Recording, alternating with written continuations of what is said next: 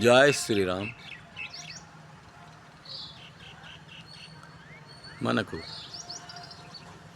హిందువులకు ఎంతో ముఖ్యమైనది భాగవతం. భాగవతం అంటే భగవంతుడైన శ్రీకృష్ణ పరమాత్మ యొక్క కథ. ఆ భాగవతమును శ్రద్ధాభక్తులతో ఉదయమున పఠించినచో కృష్ణ పరమాత్మ యొక్క అనుగ్రహం కలుగును.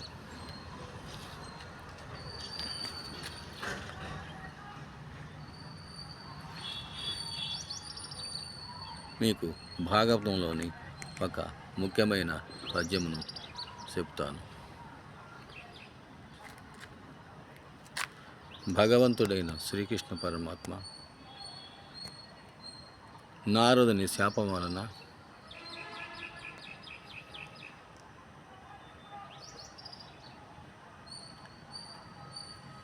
భూమి మీద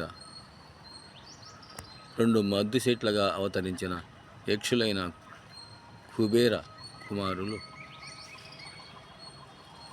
ఉండగా వారి మధ్య నుండి చిన్ని కృష్ణుడు రోలును లాగుతూ రాగా వాళ్ళకి శాప విమోచనం జరిగి ఆ మద్ది చెట్లు కూలిని.